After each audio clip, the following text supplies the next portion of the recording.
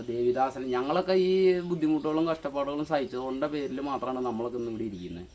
ഈ അന്നത്തെ പണി വെച്ച് നോക്കുമ്പോൾ നമ്മുടെ ആശാമാർ നമ്മളോട് എന്ത് തന്നെ പറഞ്ഞാലും ഇതിലെ കേൾക്കും, ഇതിലെ വിടാന്നല്ലാണ്ട് മറുത്തൊരക്ഷരം പോലും ഞാനൊന്നും പറഞ്ഞിട്ടില്ല. ഞാൻ അവരുടെ മുമ്പിൽ കൂടെ സുഹൃത്ത് വലിച്ചെടുക്കുക, വീഡിയോ വലിച്ചെടുക്കുക, മുണ്ടും മടക്കി കുത്തി, അങ്ങനെയൊന്നും നമ്മൾ നടന്നിട്ടില്ല. ഞങ്ങളുടെ ആരും നടക്കില്ല. ഞങ്ങൾ കാലഘട്ടത്തിൽ പണി പഠിച്ച ആൾക്കാർ, അതിപ്പോൾ എൻ്റെ ആന മാത്രമല്ല, നമ്മുടേതായ സദസ്സിലുള്ള ആനക്കാരൊക്കെ വന്നു കഴിഞ്ഞാൽ അവരുടെ ഇടയിലൊന്നും പോയിരുന്ന് ഞാൻ വലിയ ആളാണ് എന്നൊക്കെ പറഞ്ഞ് അവരുടെ പായൽ പോലും ഇരിക്കില്ല. അങ്ങനെ കൈ കെട്ടിയിട്ട് അവിടെ നിൽക്കുകയുള്ളൂ. ഇരിക്കാൻ പറഞ്ഞാൽ മാത്രമേ ഇരിക്കുകയുള്ളൂ, അല്ലെങ്കിൽ അങ്ങനെ തന്നെ നിൽക്കുകയുള്ളൂ. ഇന്നത്തെ കാലത്ത് ആരെങ്കിലും ചെയ്യുമോ? ചെയ്തില്ല.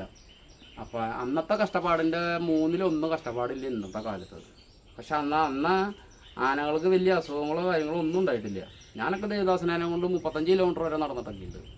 വെളുപ്പിന് 4 മണിക്ക് അഴിച്ചു വിട്ട ആന ഏകദേശം ഒരു 10:30 വരെയൊക്കെ ഞങ്ങൾ നടത്തുള്ളൂ. 10-11 മണിയൊക്കെ ഉള്ളിൽ 11:30 ചിലപ്പോൾ 12-12:30 വരെയൊക്കെ എത്തിയില്ലെങ്കിൽ നടന്നെത്തിക്കാറുണ്ട്. അപ്പോൾ ആനകൾ കാഞ്ഞു ഊതി വേർപ്പൊക്കെ അവർ വലിച്ച് അവരുടെ ദേഹത്തേക്ക് അങ്ങോട്ടും ഇങ്ങോട്ടൊക്കെ ഊതും. അപ്പോൾ പകുതി അസുഖങ്ങൾ അതിൽ തന്നെ പോയി.